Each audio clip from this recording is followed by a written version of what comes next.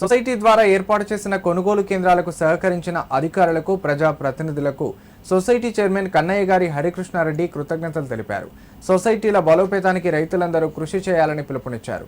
సిద్దిపేట జిల్లా తొగుట సొసైటీ కార్యాలయంలో చైర్మన్ కన్నయ్య గారి హరికృష్ణారెడ్డి మీడియా సమావేశంలో మాట్లాడారు.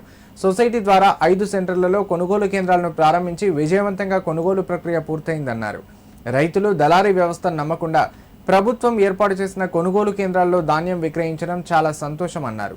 రాబోయే రోజులలో రైతులందరూ ప్రత్యామ్నాయ పంటల వైపు మొగ్గు చూపి అధిక దిగుబడులను పొందాలని పిలుపునిచ్చారు.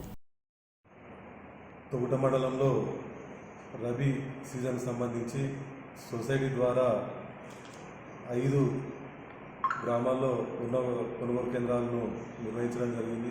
అలాగే తొగుటలో పొద్దుడు కొనుగోలు కేంద్రాన్ని సొసైటీ ద్వారా నిర్వహించడం జరిగింది.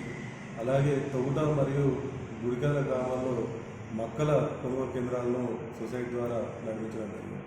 అయితే ఈ యొక్క తొగుట మండలంలో 5 వడ్ల కొనుగోలు కేంద్రాల ద్వారా ఇవాళ 2750 మంది రైతుల దగ్గర 94,357 క్వింటాలను మనం ఇలా వరిధాన్యాన్ని మనం వడ్ల కొనుగోలు కేంద్రాల నుంచి రైస్ మిల్లకు పంపించడం జరిగింది.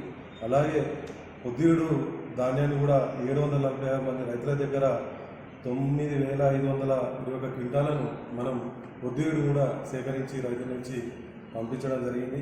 అలాగే మక్కలను కూడా 730 మంది రైతుల దగ్గర 5,900 సొసైటీ ద్వారా మక్కలను కూడా 730 మంది రైతుల దగ్గర 29,600 క్వింటాలను కూడా రైతులను నుంచి సేకరించి పంపించడం జరిగింది.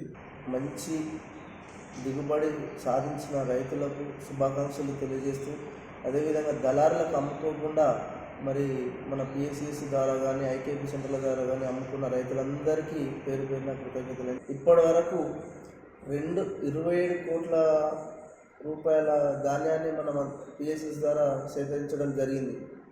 ఇదే ముందు చూపుతో ఇంకా ముందు కూడా మరి మన పిఎస్సిఎస్ ద్వారా కొనడానికి మేము అందరం సిద్ధంగా ఉన్నాం. మాకు సహకరించినటువంటి సర్పంచులు, ప్రజాప్రతినిధులు, ఎంపీటీసీలు మరియు ప్రజాప్రతినిధులందరికీ పేరు పేరున కృతజ్ఞతలు, ధన్యవాదాలు తెలియజేస్తున్నాం.